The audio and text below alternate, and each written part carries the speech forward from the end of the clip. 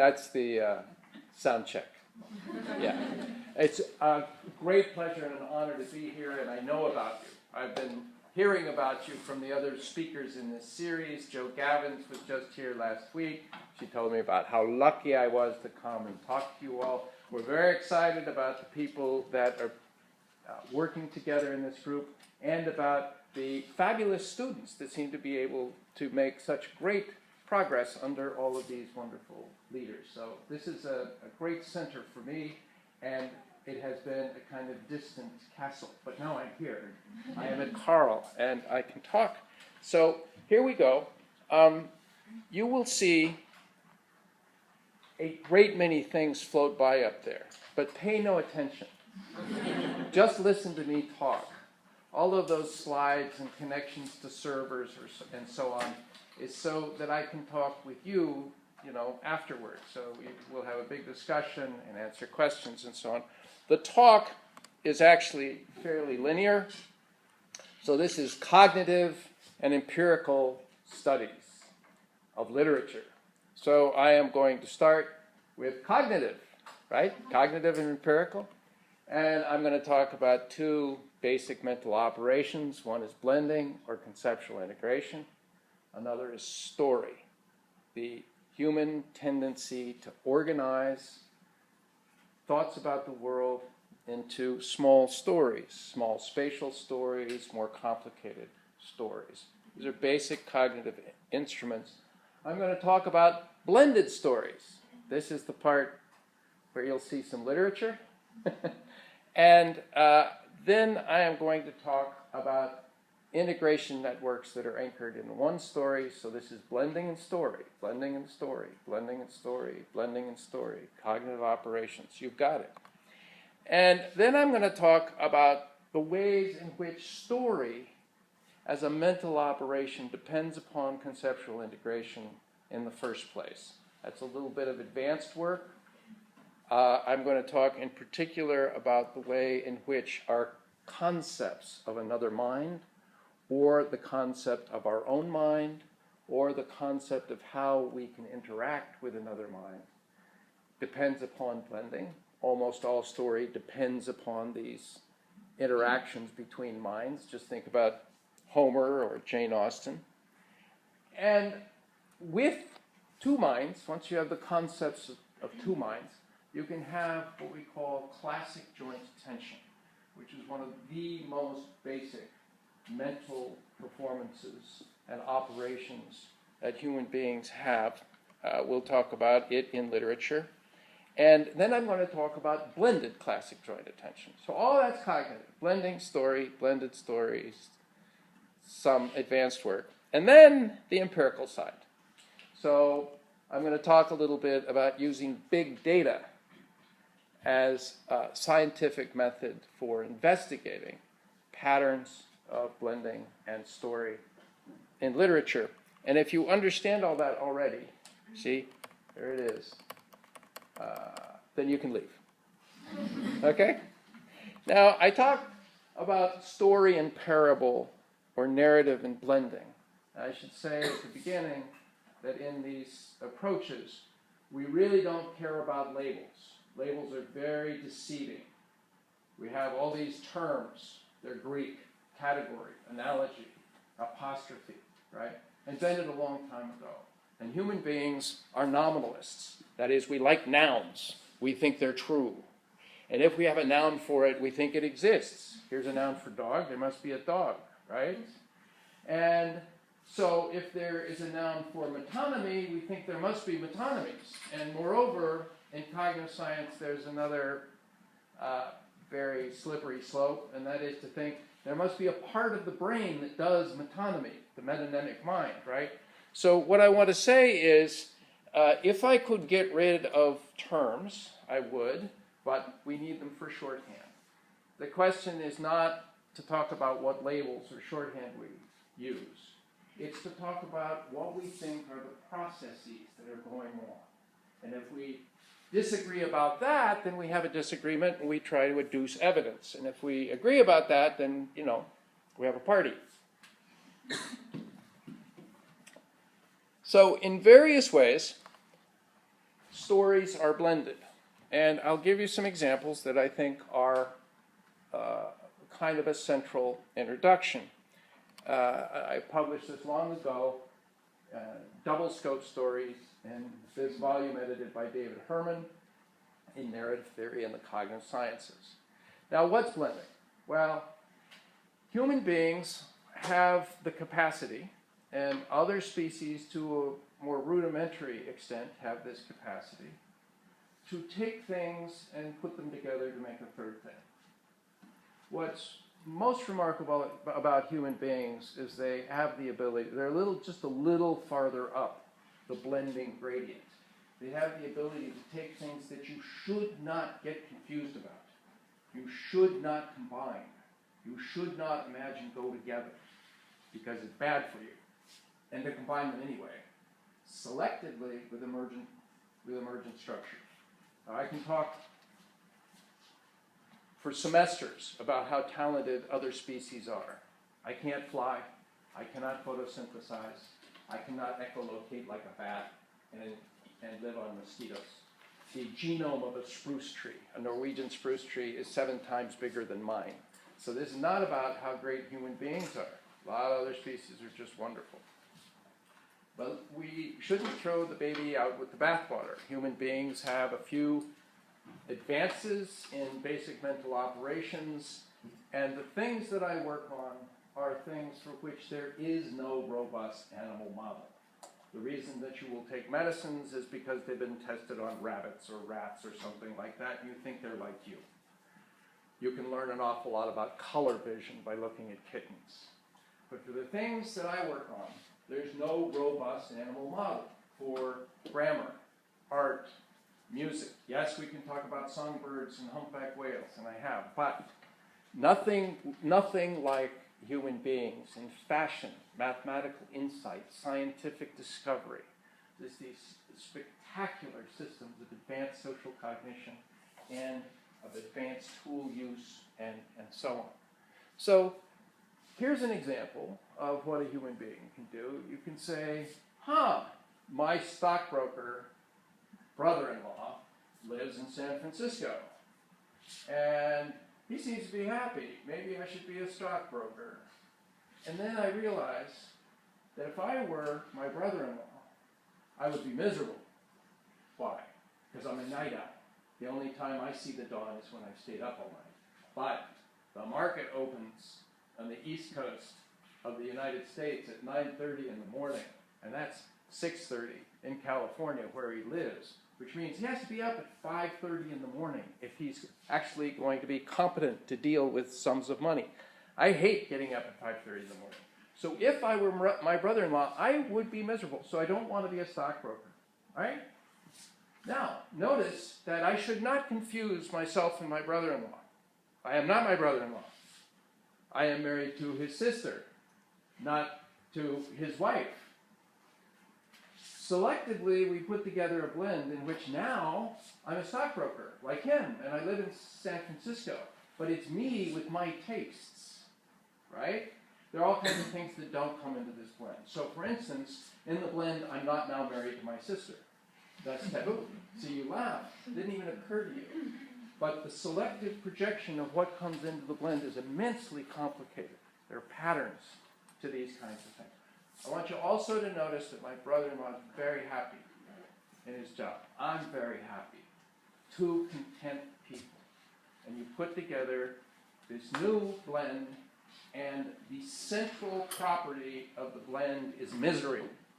There's a person here who's miserable. None of the inputs has misery. So the blend is not a cut and paste of inputs. On the contrary, human beings seem to be partly specialized in taking things that you should not confuse, many, many things across all domains, and selectively combining them with emergent properties. And this is one of the things that makes us so immensely creative. Human beings are deeply conservative. 99% of blends is grounded in very old stuff. If it weren't grounded in old stuff, you wouldn't be able to understand it, because you can't understand what's brand new. It has to be anchored in something that you already know. But relative to other species, human beings are just off the chart. Almost everything you care about has been invented in the last 50,000 years. That's the blink of an eye, evolutionarily. Law.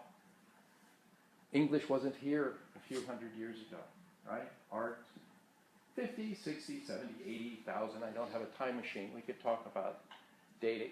You know, among our ancestors, there was a tool set. A tool set just means a rock, a friable rock that you can break it a certain way, and then you get a scraper and a pounder, right? It's called the old Darwin tool set. That tool set lasted species-wide, without variation, for 800,000 years. So I want everybody to say 800,000 years.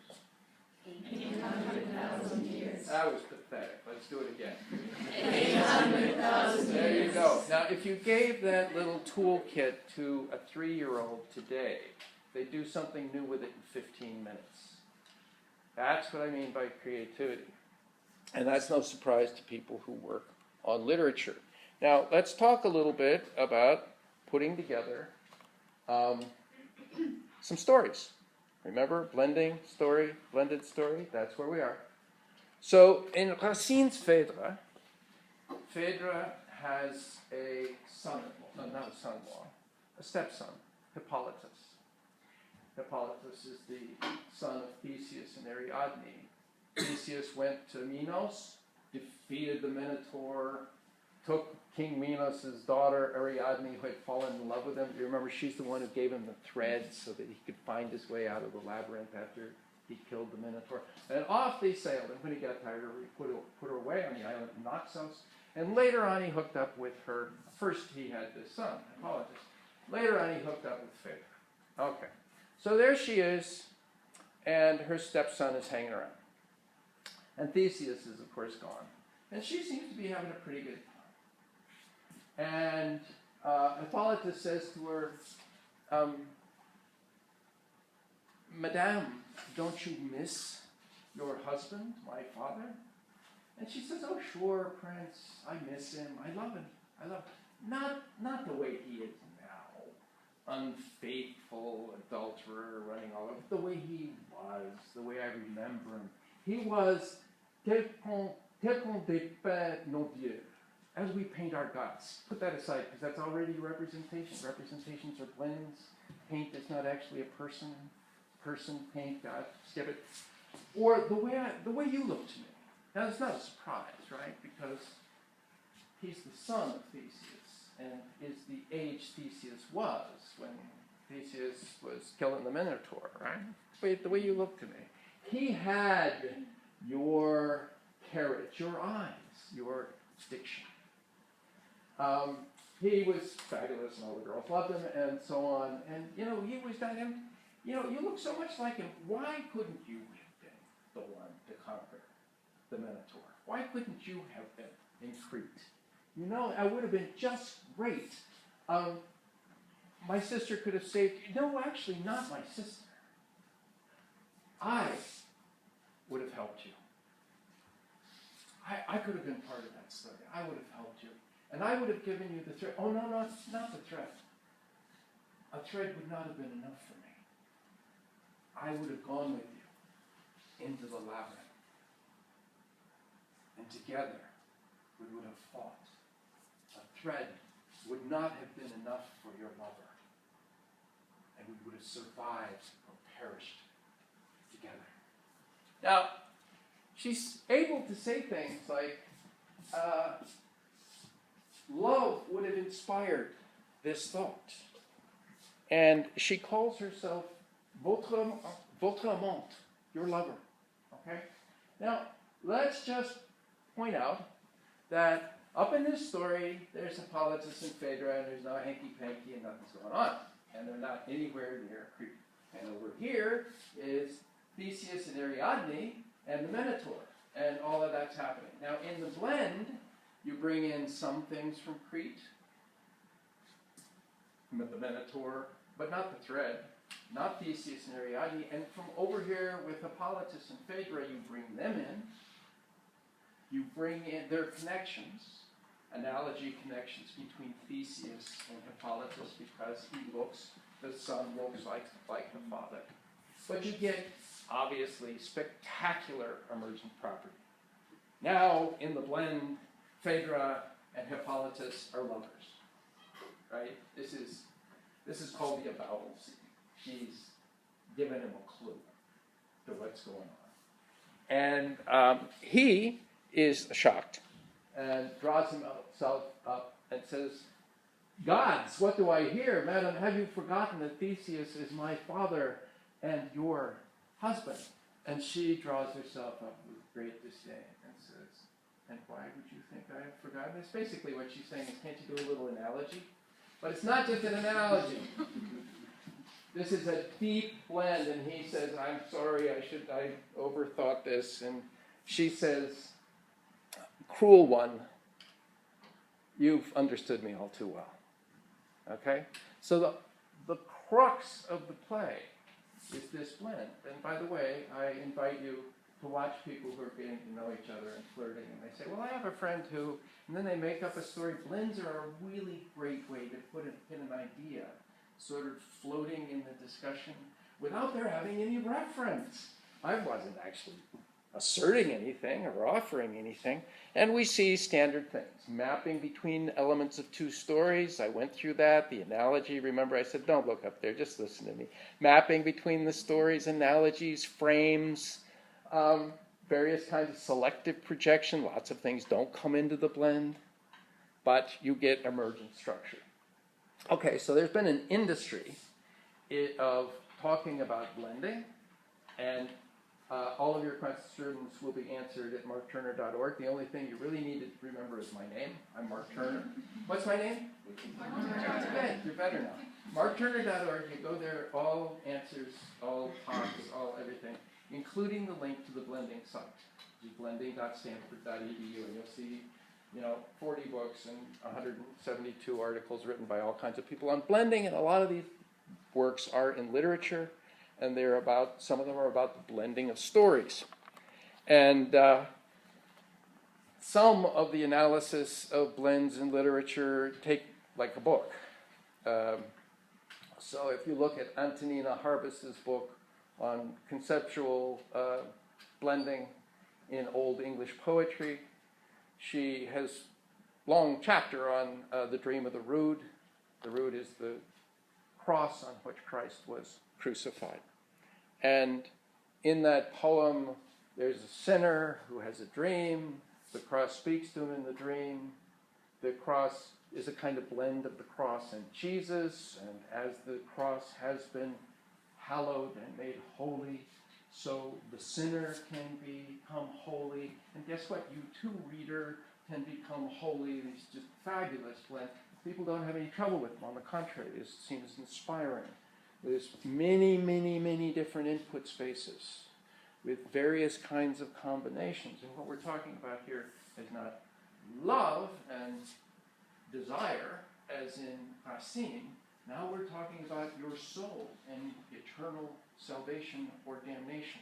One of the most important things here is to see, if you look at the liturgy, if you look at sacred texts, if you look at flirtation and seduction and the way in which people make decisions, what you see is that blending of stories is frequently at the very taproot of the most consequential things that human beings do. So, it's everywhere. Sorry, I'm busy saving the planet. So you see it. One story is the world's developed countries not taking care of the poor. Another story is American consumers who would like to think that they're wonderful and virtuous and they're virtue signaling, but in fact it's fraud. I saw a thing on Reddit the other day about homelessness in Seattle. This fashion plate millennial in Seattle says, I'd do just anything to solve homelessness in Seattle except actually build houses. Yeah, so there's that whole story. Now here's the story of the guy gassing his car with sort of fake green fuel, right? It's because it's got ethanol in it, and he's too busy to do things. But all these stories flying around. Notice you get things like now the world's tour are two people standing sort of on the other side of the horizon. One of them with the edema of malnutrition, the other one holding up a rice bowl and a peasant hat, right? They almost certainly can't speak English. They're not speaking to him anyway. He can't actually communicate to people who are tens of thousands of miles away. We have all of this compressed into one little scene.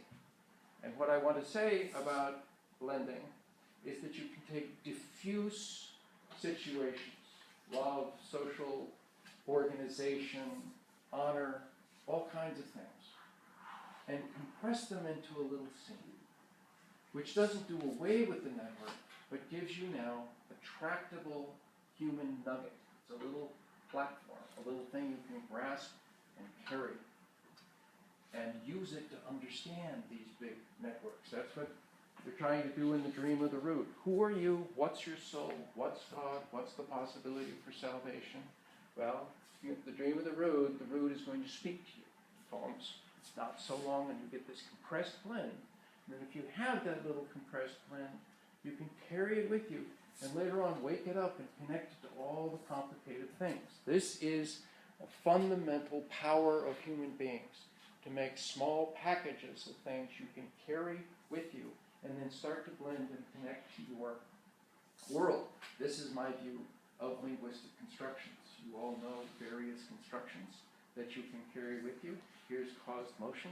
Here is relative clause. Here's some words. Here's what's X doing Y. You know bits of linguistic constructions, and you can connect them to the environment you're in and combine them into an expression. And then other people can hear that expression and say, what kinds of constructions do I know which I could have blended into that form? And if I had done that, what's the network that I would have had in mind? And that's how you're trying to figure out what somebody means by what they say. Words don't mean, texts don't mean. They're little tiny prompts to get other people to construct meaning. That's what this kind of thing is. You can carry this little compression around with you and use it to think about all of these political and economic processes in the world. So lots of these been analyzed everywhere. I'm not going to go through them.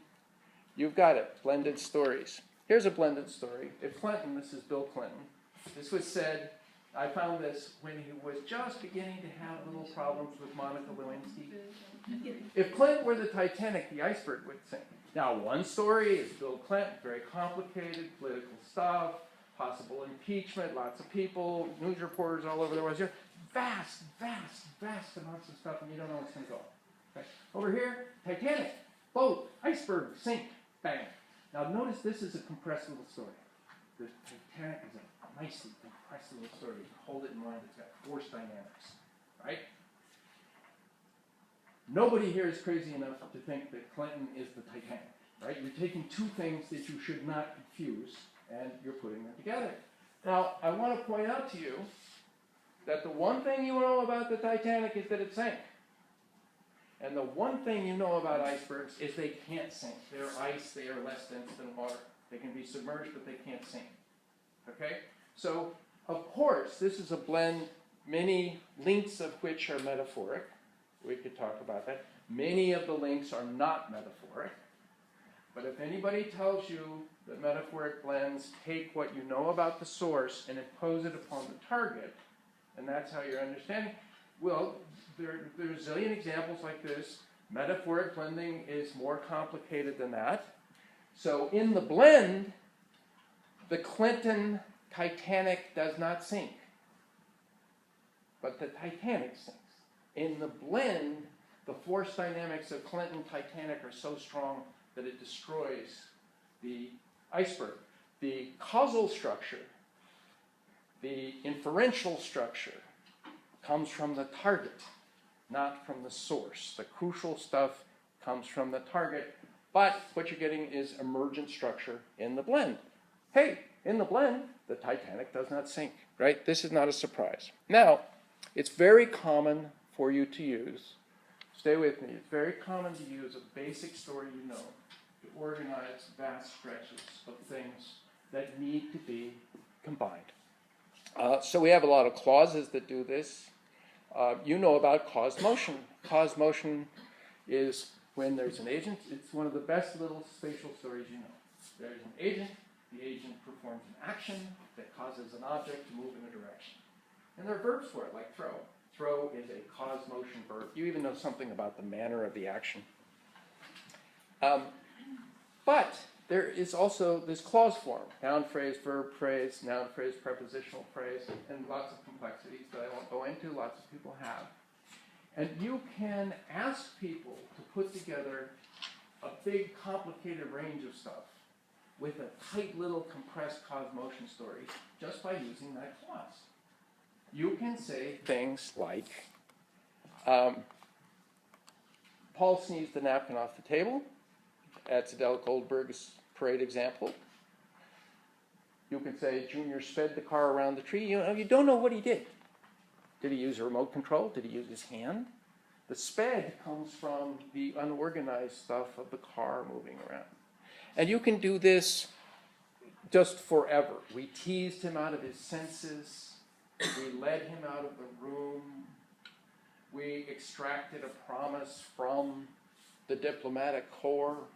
In all these cases, you have the little spatial story of caused motion and a lot of really complicated stuff. And you can organize the network by using caused motion as one of the inputs. And this is really crucial. When you do that, then the language that's available for that story comes down into the blend. You don't need new language to express new ideas. This is what makes language equipotential, because you can reuse, redeploy the language from the inputs about the blend. So if the termite is eating wood, food does not mean wood to me. But I can say to my sons, that wood, that's termite food. Now, I've got termite, I've got food, I've got noun. I didn't need new language in order to express this new conception of what's going on with the termite. They didn't need it either. You can reuse and reuse and reuse. And I'll give you just two other examples of this. Another one is you can take a verb that means no caused motion. You can take the caused motion construction and a verb that means stoppage and combine them, and now it means, yes, we stopped what would have been motion, right? These are very interesting things. As I say, Hans Boas has talked about these, as have a number of them. We blocked him from the door. Notice block means stop. We pushed him through the door, or we took him from the door. Those are caused motion. But when you put block into the caused motion, you, cognitively modern human beings, are smart enough to understand you're supposed to use caused motion, but you're also supposed to use block. And now in the blend, you have what? Not caused motion. You have a cause that stops the motion. Very, very creative. And my all-time favorite, the resultative, Kathy painted the wall white. Does not mean she painted the wall because she's white, or although it was white. She means she did something with the result that the wall became white. You don't even know what she did. Maybe she hired a carpenter. This is the resultative construction, and you can use that to organize all kinds of things. So last night's meal made me sick. Now it's a long time frame. It's a resultative. Or the earthquake shook the building apart. Now the earthquake is not an animate agent. Or my favorite, Roman imperialism made Latin universal. Roman imperialism is not your normal agent. Latin is not your normal object. And universal is not your normal result. But now you can just use the resultative. And all that causation, agency, time, and space that you just can't hold in mind can get collapsed into a compressed little understanding and expressed without any new language. Roman imperialism made Latin universal. So story and blending go together. Okay, next bit, which I will only mention. is you have to have blending in order to have story to begin with.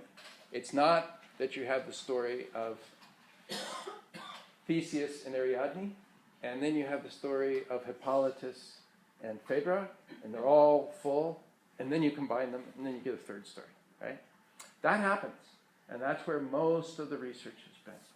But in fact, somewhat deeper than that, you have to use human advanced cognitive blending in order to be able to have advanced notions of human story to begin with. For starters, how do you think of another mind? When you look at a seal, you see its eyes. Now, you can see that they're open, but that's not how it feels. It looks to you as if the seal is alert, attentive, inquisitive, curious, right? Now, you can see that something's open. You can't see that something's curious. It feels to you as if you can, but you can't. What's happening right now, I'm sorry to reduce myself to such tiny little scientific bits, but what's happening right now, the only thing that's happening right now, is that a few photons are striking your retina, and a few longitudinal waves are hitting your ear. That's it.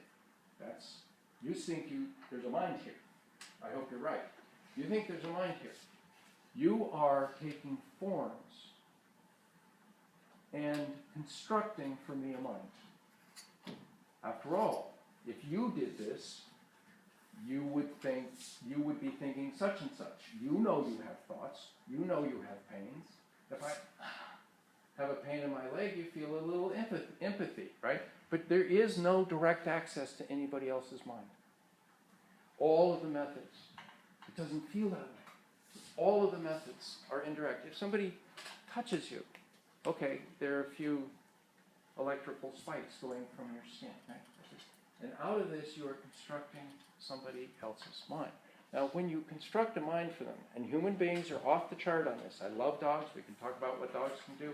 They're great. They're domesticated species. Chimpanzees also have understandings of conspecifics as goal-driven, and so on. But human beings are just completely off the chart in understanding that other mind can have false beliefs. It can have that and here comes literature, right? The husband doesn't even care that his wife is apprehensive, that their daughter is openly flirting with the young lieutenant while his fiancée is looking daggers at the daughter. You have no trouble with that. It's a Regency romance, right? There's multiple other minds looking into each other the way Lisa's Sunshine works. You're the only thing in the universe, as far as we know, that can do anything at that kind of level. Well, what you have to do in order to get rolling is you have to make a blend. That person is a person, they look like you, there are analogies between you and things in this, but you know stuff about yourself that you cannot know about them, and you attribute to them thoughts, you attribute to them causation in the blend. They have another blend. And then, so there's emergent structure, and then, of course, you refine it. Gee, they don't like food quite as spicy as I do. Maybe that's because I come from San Diego, right? And so you have to have that, and it's selective projection. So only some things come from you, some things come from them. Emergent structure. You know you have a viewpoint. Now you know that they have a viewpoint. So I think, for instance, that I know that you're seeing things behind me, right? I have a concept of your viewpoint, right? And do this, okay? I can look at you, right? Now be me and see yourselves. So you can do it and sort of figure out what I would be saying. You can conceive of somebody else's viewpoint because in the blend, they have a viewpoint just like you, but now it's their viewpoint. You make the modifications and so on. You can do this with great combination. So we do this in literature all the time. You can have talking seals. By the way, seals don't talk. You can have talking dogs, Goofy, Pluto, Scooby-Doo, and they get different projections. Goofy talks in a goofy kind of way. Pluto doesn't talk at all. Scooby-Doo talks in a different kind of goofy way. The mainstay of the nursery is stuffed animals, and the children will produce what they're talking, right? This is my imaginary dog. Oh, he says he wants candy, or whatever it is, right? No problem. This is not weird. We do it to trains. We do it to buildings. You know, have you ever come home and seen, you know, your motorcycle, your car, your plant or something and thought that it kind of resents you because you haven't been taking care of it? It's not because you're crazy. Not because there's a great IKEA commercial in which the woman takes the old lamp out and leaves it on the street and puts the new one in, and the commercial has got the rain and the lamp is sort of looking out the window and it's seeing the new window, and this you know, Swedish guy comes in a moment and he says, right now many of you are feeling very bad for this lamp. That is because you're crazy. That lamp has no feelings, and the new one is better anyway, right? And this really raised purchase of lamps at IKEA. But you know, this, you have to do this to be a human being, and literature is one of the great places where we see the best examples of this. I'm going to pay no attention to all that kind of stuff.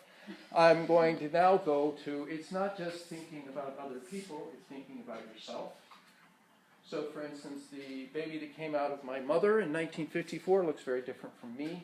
There are massive differences on different people at different times, but everybody's very invested in our having a coherent identity. You think you're somebody.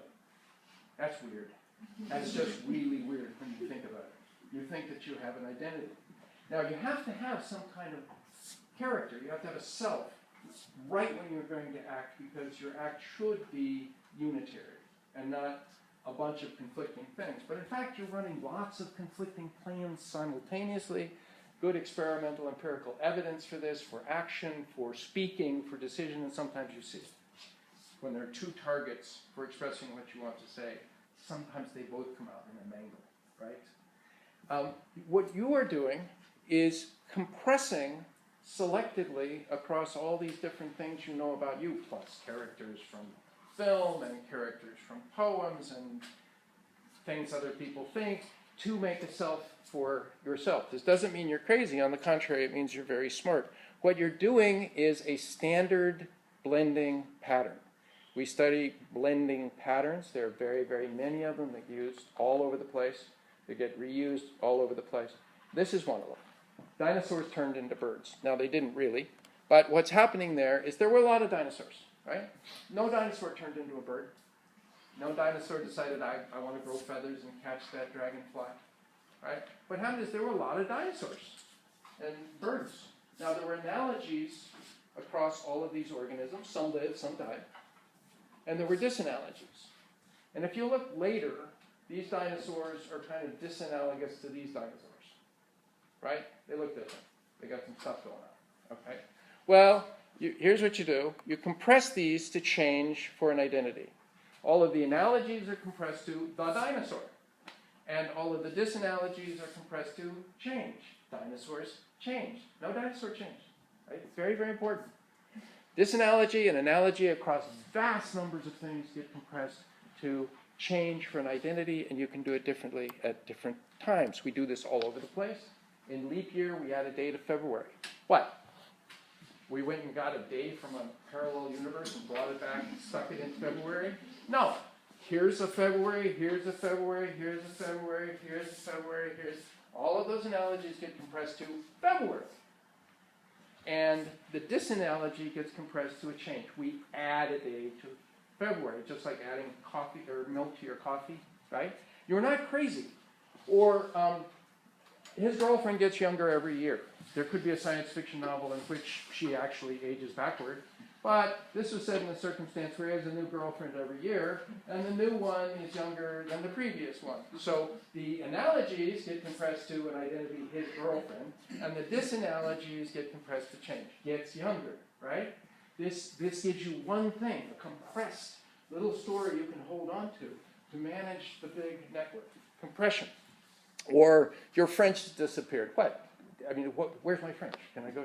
No, there are analogies and disanalogies. The analogies are my French. The fact that it's worse now is disappeared. So here's the usual pattern.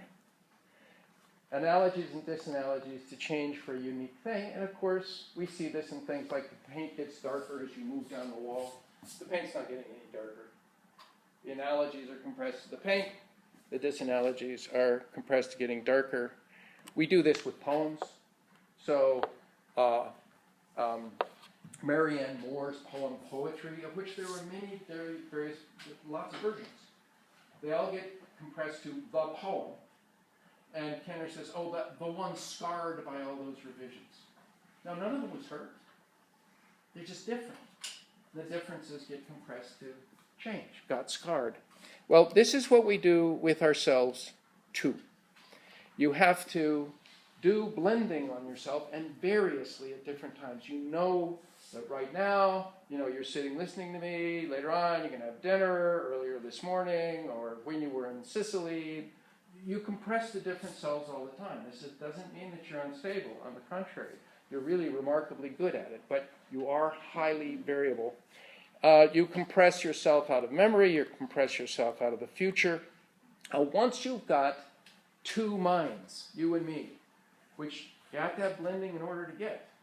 Blending and compression in order to get. Now you can have joint attention. Joint attention is when somebody says, hey, Billy, you see the little blackbird in the bush? It's got a red stripe on its wing. Okay, now I know you've got a viewpoint. I've got a viewpoint. I'm directing your attention. And human beings are the only species that routinely try to get and direct a conspecific's attention to something.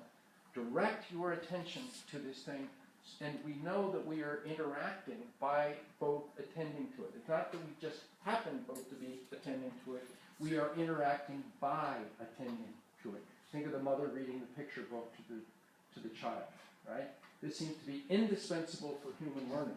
It's really, really crucial to get joint attention. There are whole wings of cognitive science. You all know what joint attention is like, right? A chimpanzee will probably look at your finger if you point like this. You, of course, will look where I'm pointing because you think I'm trying to get your attention and directing it over there. This is very complicated. There are whole books on pointing in chimpanzees, but you get the point. You see me look at something, so you try to look at the thing. Joint attention, been studied by lots of people. Now, classic joint attention is a definition of my own. That's where you have a small number of people and they're communicating about it. That's the basic scene. Classic joint attention. Now, once you have classic joint attention, you really have the possibility for literature. Because classic joint attention, or literature writes about joint attention, writes about people looking at things. There's the Eiffel Tower, there's the Rude, they're talking to each other. Oh, look, I have this scar on my side. But also, you have the idea that the author, or the artist, or the sculptor, is trying to draw your attention to things. And this is the last bit on the cognitive stuff. That is that we can have blended classic joint attention. There are lots and lots of scenes. You're reading a novel, you're reading a letter. You're looking at a sign. You're hearing the radio. You're talking on the phone. You're looking at a painting. It's not classic joint attention. You're not in the same time and space. You don't share the same ground. You can't interrogate the other person. You probably can't see their eyes. But classic joint attention is one of the crucial inputs. And you say, here's classic joint attention. Now, I happen to be in Aachen, but the person I'm writing to is in Berlin. They won't get it for 3 days. It's going to be carried, blah, blah. You have all that stuff, but you blend it down into blended classic joint attention. And now in the letter, you're talking to your friend. And there are even special constructions for this, like the epistolary presence studied by Recanati, where you can say to somebody, writing letter, I have your request before me, and you have my answer before you. Now what's goofy about this is that both of those are present tense, but the two spaces are not simultaneously.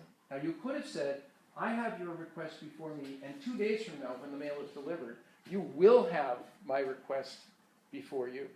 But in epistolary blending, in the blend, you're actually sort of talking to each other. You're not diluted, but you're using classic joint attention and its discourse management constructions for these kinds of things. And all of the literature we study is indispensably grounded in blended classic joint attention, because the main way of approaching a work of art, a work of literature, is to think that somebody made this form or something influential for this form because they wanted to attract your attention to something. Now, it's not it's not classic joint attention because you can't interrogate them. They're not in the same ground. It's not the same time. It's not the same space. It stretches over when I read Homer, right? Causation, agency, time, and space. But we will say things like, the poet here is trying to get you to understand that, or the poet is drawing your attention to, or look at the strength of that line, the poet, the artist, right? So regardless of what's happening in the work of art, one of the main cognitive ways even to think about these kinds of things is as blended classic joint attention. This can even work when you see clouds in the sky or birds flying, augury. The birds are flying. And you say the gods are trying to tell us something, right? That's a use of the network of blended classic joint attention to try to interpret the world. Now, it's also the case that inside these works of art, we often have scenes of blended classic joint attention. People talking to their toasters. You are my friend. I see in you an object sturdy, staunch, and true, a fellow mettlesome and trim, a brightness that the years can't dim. And now he speaks to you, right? Then let us praise the brave appliance in which we place this just reliance, and offer it with each fresh slice such words of friendship and advice as, how are things with you tonight? Or, not too dark, but not too light. Right? Okay, this is great. And here I want to say, there are many works of art, all kinds of art, and imagination that I love, that I reread, that I carry with me, that mean a lot to me. But in my work, if any work of art disappeared, it wouldn't matter. If they all disappeared, it wouldn't matter. What I want to know is how a human mind creates these things. What has it got that gives them these powers? And what makes it possible for you to produce a reading? So your mind is every bit as important to me as a scientific object as the mind of the author. Because you're sitting there trying to make sense of this stuff. What have you got? If all the art disappeared, there'd be new stuff. What would you have in order to make it? What would you have in order to interpret it? So every now and then I think, every 20 years I say something about a poem that might be regarded as a little interesting one half of a phrase on literary interpretation. But I am not doing literary interpretation. I mean, the Dream of the Root has been around for 1,200 years. Zillions of people have read it. If I had any new reading of it, I'd probably be wrong. Right? But I want to know how you make sense of it and how that could have been invented in the first place. Right? This is not to say that we don't depend indispensably on textual and bibliographic and historical criticism. If you want to know what a treaty says, if you want to know what the Bible says, if you want to know what an ancient thing says, you have to know the language it was composed in. You have to know that when Jane Austen uses the word address, his address, she doesn't mean where he lives, she means his marriage proposal. If you don't know that, then you're not going to get what it could have meant to the people in the time. That's fine, but that's not the job. That's not the job that I'm doing. I'm looking at things like blended classic joint attention and the use of the word you. I like this one a lot better. That is before Photoshop. I'm from Southern California. That guy has got a fender on a surfboard. And notice it says, you won't part with yours either. This was an ad line. I have in print long analysis of this on the number of different viewpoints that have to be combined. Notice he's looking at you, you're looking at him. Who's you? What? This is all, I've solved it. It's blended classic joint attention. Yeah, okay, it's in Huckleberry Finn, you don't, this is the opening line, right? You don't know about me without you have read a book by the name of The Adventures of Tom Sawyer, but that ain't no matter. That book was made by Mr. Mark Twain, and he told the truth, mainly, right? Literary critics have been excellent at talking about narrator's voice, implied reader, the difference between the implied narrator and the implied reader. Wonderful. And as have our historians talking about viewers and things like that. What I'm talking about is the cognitive operations that make these kinds of human performances possible. Who's the you? Who's speaking? This is blended classic joint attention inside blended classic joint attention. Now, that means that we can get to sophisticated things like TV news. People say, hey, welcome back, thanks for joining us, right? Or, you saw this live this morning at 5 a.m. I didn't see it live, right? But you don't have any problem. TV news is blended classic joint attention. You think it's the easiest thing in the world. It's off the charts, cognitively brilliant. And you can, when you do notice something interesting, it's in A Modest Proposal or Lettre Provinciale or the cartoon where the character speaks to the author of the cartoon. I'll get you for this Whitehead. Whitehead is the person who drew the cartoon, right? It's the guy, by the way, who invented squeams? These are the little things that they put up here. That's emergent structure. That means he's drunk, right? I am not drunk, officer. A cartoonist drew these things over my head just to mess with me. Yeah, sure he did. Here's your court summons. Good day, sir. I'll get you for this Whitehead. And he's referring to the guy who... Now, if you just start... Here's my promise to you. If you just start sketching out these kinds of things for any one particular work of art, you're going to just irresistibly come to blended spaces and blended classic joint attention and the projection of constructions from one of these spaces to the blend and so on. And you'll find that as creative and wonderful as these things are, certain kinds of patterns get used again and again and again and again and again and again and again. This is not to take away from the originality of the author. Authors are immensely original and creative. We want to understand where that creativity comes from. I'm going to show you a case where you decompress the self. She sure is beautiful. Do we know each other?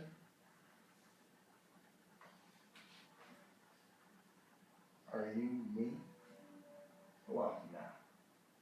Thought this was probably a good time to talk about our money. It's an investment commercial. Got the baby, and guess what? The baby's having another baby across town. So you will now see lots of these kinds of things. Here's a blended classic joint attention. Goofy says, "Oh wow! By the way, the reason when somebody's got their right foot forward, it's called goofy foot. It's because of Goofy." The wave picks him up and slaps him and says, "Oh yeah?" So responds to the taunt from Goofy. Ghost riders in the sky. As the riders passed on by, he heard one call his name. There are these ghost riders in the sky, and there's a cowboy down there. Save your soul from hell, Save your soul from hell, riding on this range. and cowboy, change your ways, they are what you will ride. Try to catch the devil's herd across these endless skies. The voice was written for Celtic women. It's a woman talking about the voice of history, who speaks to her. And it turns out that the voice of history is also the voice of the future, and this is going to solve everything. Now we understand who we are. All of Celtic and Irish history. Who are we? What am I? What are you? Well, it's going to be a scene of blended classic joint attention compressed to two people, right? You can get this one little story of a conversation. And the compression is insane unless you use it as a way to decompress and connect to the big network. I am the voice of the past that will always be filled with my sorrow and blood in my fields. I am the voice of the future. Bring me your peace. Bring me your peace, and my wounds they will heal.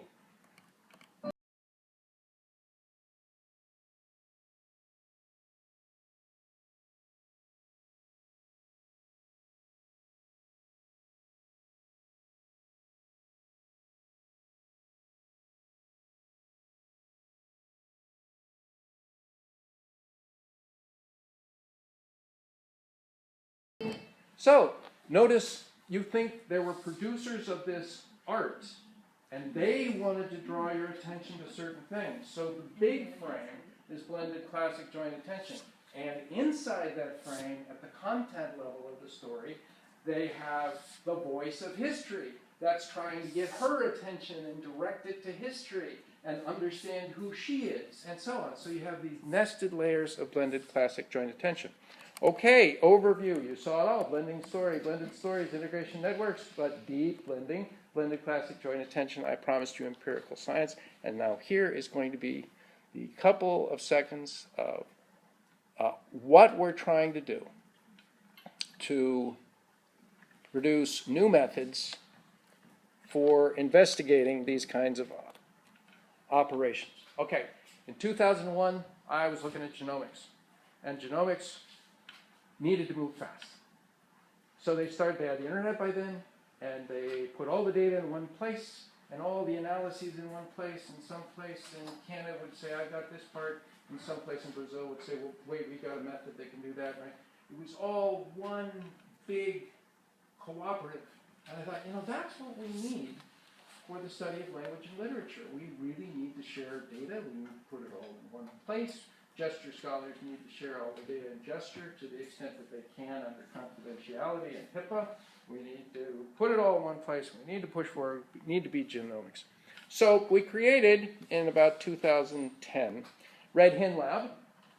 Hen Lab gets lots and lots of data of people communicating. And the purpose for this is not to have that data. The purpose of this is to make tools. Because you have to have a lot of data to make a big data tool. The easiest thing to get is international network news. But we have collections. We just networked everybody. We have projects on Roman portraiture, on Greek sculpture, on co-speech gestures in medieval painting, where there's a painting and one person is doing this, right? That kind of stuff. We can put in texts. All right, so you get this all in one place, and you like to tag it. We're now in our 4th Google Summer of Code. That means we have, right now, 14 professional coders working on producing computational and statistical tools. So we can tag and look at this stuff. We capture all around the world. We have 376,000 hours of recordings by now, more than 4.5 billion words. What I want you to understand... So that will be a question that's raised, but It's already clear. Google is now officially in an information battle with foreign media, which provide alternative views on world news. Watch the gestures. Which often run in contrast to the coverage of events by the U.S. mainstream media. We are in an information war, and we are losing that war. I'll be very blunt in my assessment. Al Jazeera is winning. The Chinese have opened up a global English language and multi-language television network. The Russians have opened up an English language network. I've seen it in a few countries, and it's quite instructive. We are cutting back.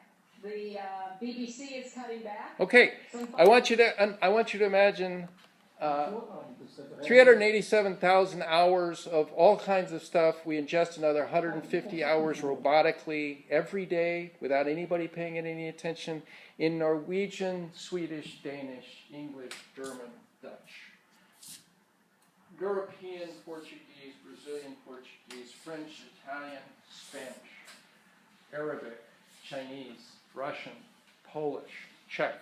Now, what can we do with all this stuff? Do you want to watch it? No, you don't want to watch it. What are you going to do? Watch 357,000 hours of this? We're digitizing things to go back to the 1960s. There's a visual search engine. I'll skip all of that. What I want to say is we tag all this stuff. We use natural language processing tools to tag the closed captions. The first thing is you extract the closed captions if they're there. If they're not, we use deep speech too on paddle inside a Docker image imported to Singularity to do automatic speech recognition to try and get the text to improve this stuff. Then we mark it for grammar. We use lots of different grammar markers. What this means, Charles Fillmore's FrameNet, where he has frames like cause motion or revenge or retribution. A whole lot of stories are, I had something, I lost it, and I got it back, right? So you find those frames in a certain order. Well, Hen Lab can query FrameNet, and we tag all of the text for frames. We tag all the text for frames. Long story short, if you say, listen, I'd like to find a scene where somebody is on screen gesturing in a certain way, saying that there's a likelihood of a weather event for a political locale, right? And I want a United States state to be mentioned. You just put it into the search engine, bang, you'll find it because it's tagged. You can find the frames, it can find the grammar, you can find the words. We're beginning to be able to find gestures. And the point of this is not to replace the human being. On the contrary, you'll never replace the human being. What we want is for the human being to be able to work 100 times faster. So when I was a graduate student, I put together a data set of about 1,200 examples of XYZ metaphors, XYZ constructions. Death is the mother of beauty. Necessity is the mother of causation. Things like that. It took me forever. And I wrote a book on it called Death is the Mother of Beauty. Okay, once I had Red Hen, I wrote this nonsense, which was before we had grammatical tagging. This is in 2011. And I got 100,000 hits instantly. No more having a Rolls Royce like you. No, I should say a BMW like you being used as a wheelbarrow. It's the genomics idea. Big data. You have a hypothesis. Who knows where you got it? Check it against out-of-sample data. Put it into R. Do the statistics. Find whatever you're going to find. Here's an example. I had a student who wanted to work on quasi-absolutives, like absent a hurricane, Florida will be okay. Put it in, bang, up it comes. You click on the number. You can see the person actually perform it. And you can do that as often as you like and as deeply as you like. Here are other kinds of examples. Can we find the fastest runner? Sure we can. I did this because a linguist said, hey, we say things like, I know the fastest 2 swimmers. But we don't say, I know the fastest 1 swimmer. That just doesn't seem to be grammatical. So it's a linguistic question. I said, well, let's ask Red Hen. So now we want the superlative adjective runner, and there are some. And then I said, okay, now we will have, the oldest runner. Fine. Now we want the superlative adjective noun. And you get a zillion things, the highest risk, the hardest score. Now let's have the most adjective, because that's also superlative, or superlative adjective in front of a noun. And sure, and the most challenging opponent, the highest risk. Now, more different kinds of nouns, most, and we get to the interesting one, the most or most adjective or superlative adjective form 1, any kind of noun. And I restricted this to a small number of texts, and there it is. Congresswoman, what is the most important one issue? So we did this in China in the amount of time it's taken me to show you this. Now, what are you going to do if you have a question about a pattern in literature or a pattern in language? You're going to sit around in the cafe and see if somebody's ever going to say, I know the fastest 1 swimmer? Hopeless. Hopeless. You spend your life. But if you have big data and it's annotated for laughter, for pauses, for this and that and the other, for caesura in Old English texts, for alliteration, we write Python code for assonance, for rhyme, for alliteration, for all kinds of poetic effects. People around the world are working on this. We look at gestures. We have the beginnings of some automatic gesture recognizers for timeline recognition. Like, I'll show you that one. Here's... He says, how long did it take you to put the whole thing together? It's a recurring gesture. From whole thing together from inception to completion. That's a timeline gesture. But it's combined with discourse. So he closes his hand and opens it to her. Now it's her turn to speak, and he closes it and puts it under. Okay? So these kinds of multimodal aspects can now be investigated in a way that helps the human scholar. And I'm showing you these because they're quicker than some of the literary things, but I will end with something that's happened in the last week. There's this thing called Open Pose, and Open Pose automatically recognizes where your limbs are going. So if you want to do things like investigate pointing, see where the eyes are, where the finger is, where the legs are. It's doing this automatically. There was no human tagging in this. And so you're going to get to this little spot where this person is going to be looking at Ellen. And Ellen's going to be looking at the camera, and she's going to gesture, palm up, open hand, to the other person. So we're a long way from this. But suppose you say, listen, I want cases where one person's looking, A is looking at B, B is looking at the camera, and B does palm up, open hand toward A. Can you find me those so I can actually investigate them? These are the kinds of things we're doing. Now, I have lots and lots of examples that we don't have time for, and I'm not going to go through, but these are examples of ways in which I've taken work I've done in my life, cognitive linguistic work, cognitive science work, and turned them now on red hen. Blending examples, do certain kinds of mistakes occur? These are all hypotheses I made throughout my life, and turning them onto red hen. This is Kiki Nikiforio's work. To now say, listen, we got some hypotheses, and now I'm going to test these patterns against this vast data to see if what I thought about these patterns is correct. And, you know, sometimes you're right, but you also sometimes learn some things. Here, by the way. President of RWTHReports.com and author of The People's Mind. Also, Chris Starwell, our Fox News digital politics editor, and host of PowerPoint.com. All right, guys, thank you both so much. So I said that mostly that you don't need new forms to prompt for new meaning, but in fact, when you get blended classic joint attention, which of course this is, or any other kind of literary phenomenon, you sometimes get new forms. So notice that if there were two people standing side by side like this, looking forward, it means they can't see each other in classic joint attention. But on the TV, you have no trouble. When two people are side by side looking out, you think they can see each other because there's a monitor. That's a new form. Also, if two people were talking to each other and I came up behind them and pushed them aside, yeah, that would be kind of rude, right? But here, no, that doesn't mean that at all. Yeah, it doesn't, and it gets used all over the place. Hey, does that get used often? Guess what? Joining me now with Reaction, Tucker Carlson, co-host of Fox and Friends and editor-in-chief of the Daily Caller, along with Bill Burton, former Obama White House deputy press secretary. Yeah, okay. So,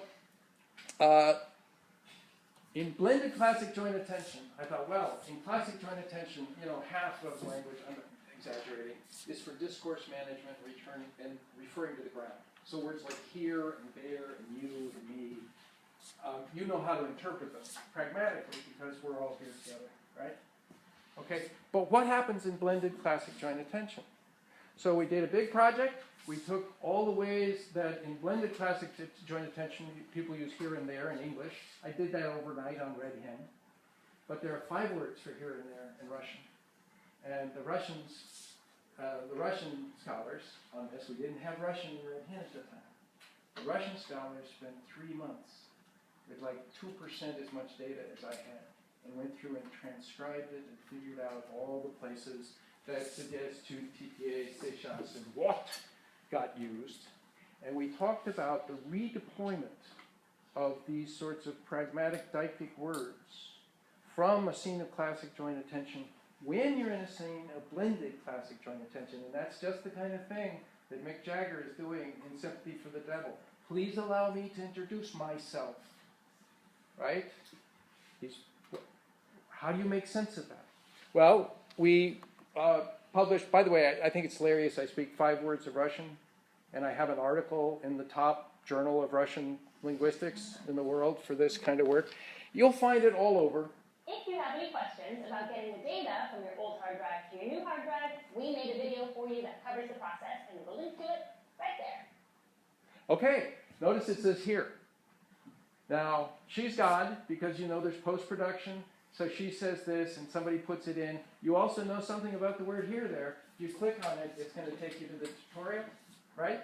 Isn't that awesome? New form for these kinds of things. I won't even mention to Irena Mittelberg the fact that she says, if you need help getting your data from your old hard drive to your new hard drive, right?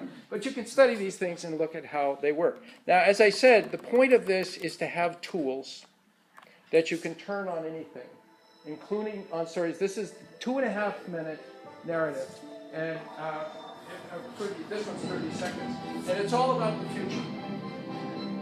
This is China's vision of the future. Professor Xi Jinping has launched Belt and Road. I want you to look at the compressions, all of history, all of time, footsteps in the beginning. This is how it goes. This is what we're going to do. Bang! And China is, of course, in the middle. And we have a Institute of Cognitive Science in China that is studying how human beings conceive of the future. And we are putting in stories, short stories, literature, all kinds of data about thinking about the future and using red hen tools to analyze it. This is meant for you.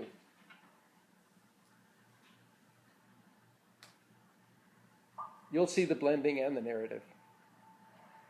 What are these flowers? What's that? Why is there a large thing here? What are we zooming in on? Who's drawing my attention to what? The world is watching. Where did he come from? While visiting Kazakhstan and Indonesia in 2013, I proposed jointly building the Silk Road Economic Belt and the 21st century Maritime Silk Road, respectively. Now this painting's going to start to turn. What's the meaning of the historic painting starting to turn? It opens a portal on a new thing. Shanxi, my province, is situated at the starting point of the Silk Road. Listen, standing here looking back on history, where'd the camels come from? I feel I can hear the sound of camel bells ringing in the mountains. And see plumes of smoke rising over the desert. Now what's this? It's a forbidden city on the back of a camel. Why? The Taj Mahal. The Colosseum and the Acropolis, right? Now the point is, you have no trouble doing this. I'm pretty sure you've never seen this before. But you have story, you have blending, you have classic joint attention, you have blended classic joint attention. If you want to know the literary patterns, the imaginative patterns for thinking about the future, what will happen to the earth? What will happen to us? These civilizations have fallen into ruins. War, famine, wealth gap, economic recession. I love the fact that the U.S. is falling apart. Today's world is filled with uncertainties. Right? People have hopes for the future, but at the same time feel perplexed. Some lands once prosperous and bustling are now synonymous with difficulty. Right? Okay, you know this story. Things used to be good. I remember, so back in history, my ancestors, we had the Silk Road, we had trade. And we built up things and it all fell apart. And it's terrible now. What are we going to do? We're going to have trade. And the trade we're going to have is different, of course, from the trade below. I'm not going to have camels in the Silk Road, but I'm going to have Silk Road trade, and it's going to include a maritime belt, right? This is a set of stories that you know. You've seen it everywhere. The point is, can you pick out how these things are used? Now, what we're used to doing, because human beings are brilliant, is taking the one thing and sitting down for 3 weeks and analyzing it. And then you publish an article saying, this is what I found. That's great, that will never go away. But the question is, can we work like genomics? Can we have databases of stuff where we find audio-visual presentations of stories and blended stories, and when we have hypotheses about what kinds of sets of frames and plots and expressions and constructions call up, prime people for readiness for certain kinds of narrative attention. Can we use empirical tools to help us investigate those cognitive phenomena? And that's what Red Hen is all about. If you want to be Red Hens, write to me. What's my name? Right, markturner.org, there's an email up there, you write to me. Thank you very much.